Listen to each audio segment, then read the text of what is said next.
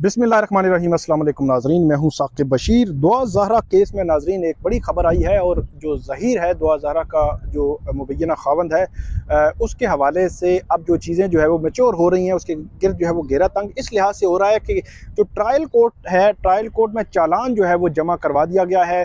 जो judicial magistrate Sharki हैं कराची के, उनकी कोर्ट में यह चालान जमा करवाया गया है। इस दुआ ज़हरा केस से मुतल्लिक दो तीन एस्पेक्ट्स हैं, उनसे बात करेंगे। बड़ा अहम जो है वो पुलिस की जानिब से जो इंकशाफात हैं वो किए गए हैं, पुलिस रिपोर्ट में इंकशाफात सामने आए हैं और आगे का अब इसमें क्या सिनेरियो जो है वो बनता नज़र आ रहा है, इस पर भी बात करेंगे।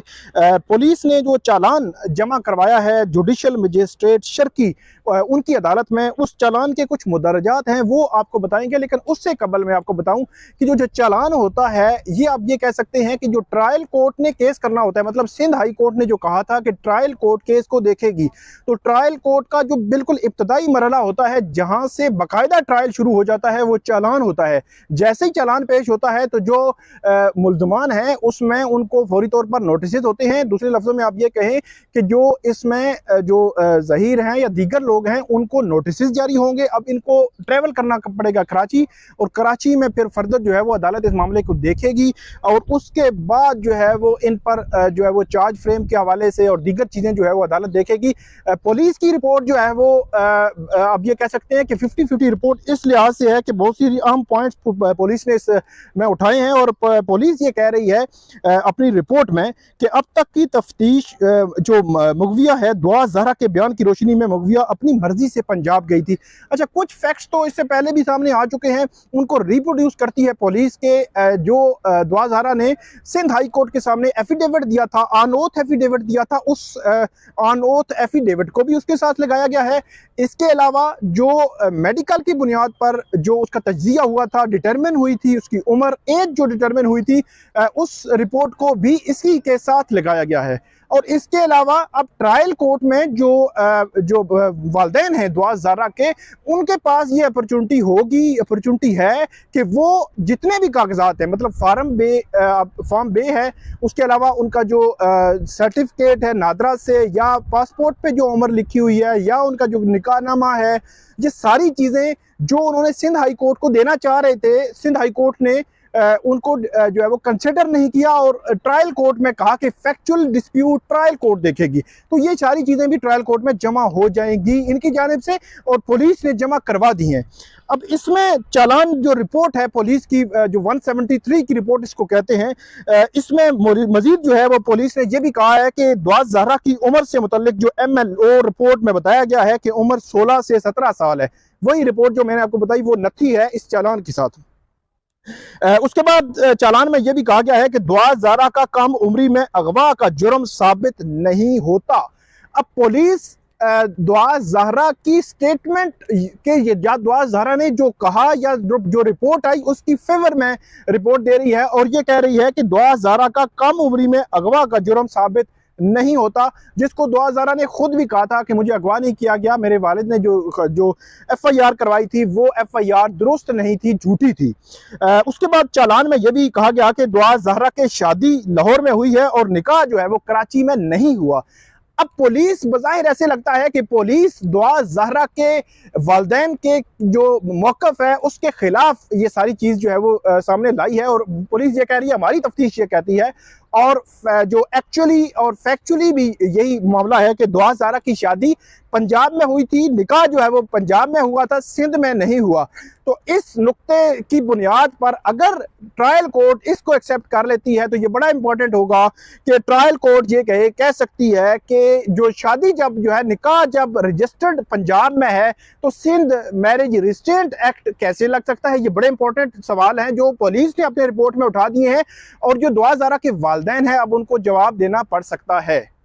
तो इसमें जो पुलिस ने जो रिपोर्ट जमा करवाई है उसमें बड़ा कैटेगोरिकली पुलिस ने ये लिख दिया है कि क्योंकि ये शादी पंजाब में हुई है, सिंध में नहीं हुई। तो ये फैक्ट जो है, मेरा ख्याल ये है कि इस फैक्ट पे जो दुआ ज़हरा के वालिदैन हैं उनको ट्रायल कोर्ट में अब साबित करना पड़ेगा ये मामला जो है कि ये ट्रायल कोर्ट सिंध की ही इस केस को देखेगी। अच्छा, इसके बाद जो चालान है इसमें यह भी कहा गया है कि मुल्ज़मान पर सिंध चाइल्ड एक्ट का इतलाक नहीं होता। ये बड़ा इंपॉर्टेंट है। वही मैंने आपको बताया कि पुलिस ने तकरीबन दुआ ज़हरा के जो मुबैना खावंद है उसका जो निकाह है, उसकी जो उम्र है और उसके ख़िलाफ़ जो उनके वालिदैन का केस है उस पूरे को ख़त्म कर दिया है बज़ाहिर इस रिपोर्ट में। वो ख़त्म करना चाह रहे हैं, मतलब ये जो रिपोर्ट बता रही है कि ये केस यहाँ का नहीं है, ये पंजाब का है और पंजाब का ही मामला जो है वो इसको देखा जा सकता है या ट्रायल कोर्ट इसको देख सकती है। उसके बाद ये भी कहा गया है कि दुआ ज़हरा अपना बयान सिंध हाई कोर्ट और इलाका मजिस्ट्रेट के सामने रिकॉर्ड करा चुकी है और लिहाजा केस में सेक्शन 216 का इतलाक भी नहीं होता। अच्छा, इलाका मजिस्ट्रेट के सामने भी और लाहौर की जो मुकामी अदालत थी वहाँ पे भी बयान रिकॉर्ड हो चुका है, सिंध हाई कोर्ट के सामने भी एफिडेविट हो चुका है, बयान हल्फी हो चुका है। तो इसी का हवाला दे रहे हैं कि सेक्शन 216 का इतलाक भी यहाँ पे नहीं होता। और केस में गिरफ्तार गुलाम मुस्तफ़ा और असगर बेगुनाह पाए गए हैं। ये दो लोग हैं, दो आम जो शख्सियात जो सामने आए हैं कि इनके हवाले से पुलिस ये कह रही है कि इन दोनों को बेगुनाह जो है वो पाया गया है इस केस में, और दोनों मुल्ज़मान जो कस्टडी में उनमें रखना नाइंसाफ़ी होगी, लिहाजा मुल्ज़मान को मुकदमे से डिस्चार्ज करने का हुक्म दिया जाए। तो ये मुल्ज़मान को उन्होंने कहा है कि बिल्कुल जो इसमें बेगुनाह हैं इनको डिस्चार्ज करने का ऑर्डर किया जाए। अब कोर्ट जो है वो इसको देखेगी कि डिस्चार्ज करने का ऑर्डर कैसे हो सकता है या नहीं हो सकता, या पुलिस की जो रिपोर्ट है उसको कैसे डिटरमिन किया जा सकता है। उसके बाद इसमें ये कहा गया है कि C क्लास जो है वो मनसूख किया जाता है इस केस में, ये चालान में, और ये कहा है कि अदालत से इस्तदा की है कि केस का चालान मंजूर किया जाए, क्योंकि जब पुलिस का चालान अदालत के सामने आता है तो वो उसको मंजूर या मुस्तरद कर सकती है। बज़ाहिर रिपोर्ट जो है दुआ ज़हरा उसके वालिद, उसकी फैमिली उसके जो खामद है और उसकी जो फैमिली उसके हक में, और दुआ ज़हरा के ख़ानदान, फैमिली, वालिदैन के खिलाफ जारी है ये पूरी रिपोर्ट जो है पुलिस की। उसके बाद ये कहा गया है कि 5 जून को दुआ ज़हरा को पंजाब के इलाके चिश्तियाँ से बाजियाब कराया गया था। 6 जून को दुआ ज़हरा को सिंध हाई कोर्ट में पेश किया गया था।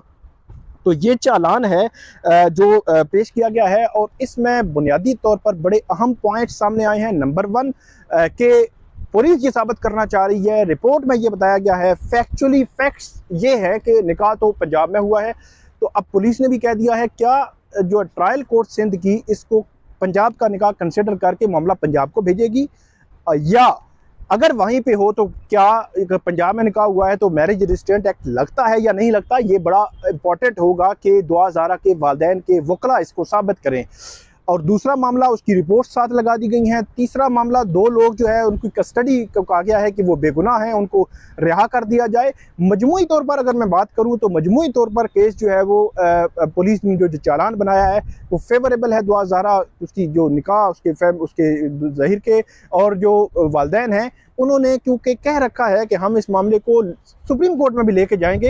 अब हाई कोर्ट ने फैसला दिया जाए, सुप्रीम कोर्ट में वो कब लेके जा रहे हैं, क्या हो सकता है, और ख़ास तौर पर ट्रायल कोर्ट में जब तक ये केस है, क्या ट्रायल कोर्ट इस चालान को मंजूर करती है, इस रिपोर्ट को मंजूर करती है या नहीं करती, और ट्रायल कोर्ट इसके हवाले से वर्जन क्या देती है। और ख़ास तौर पर 2 लोग जिनकी गिरफ्तारी के हवाले से उन्होंने कहा है कि ये बेगुनाह है, इनको अगर रिहा कर दिया जाए तो हमें कोई इतराज़ नहीं है, इनको डिस्चार्ज कर दिया जाए, केस से अलग कर दिया जाए तो हमें कोई इतराज़ नहीं है।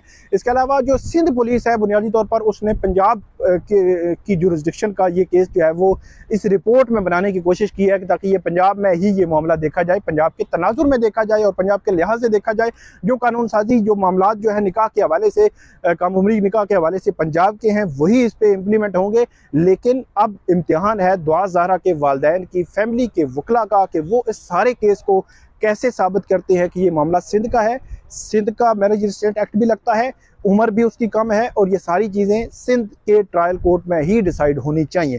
तो ये थी नाज़रीन आज की हमारी वीडियो, जो दुआ ज़हरा के चालान, पुलिस रिपोर्ट, इंकशाफात और ज़हीर के हवाले से जो खबरें हैं उससे मुतालिक थी। इस वीडियो पे आप फीडबैक ज़रूर दीजिएगा और कमेंट ज़रूर कीजिएगा। बहुत शुक्रिया।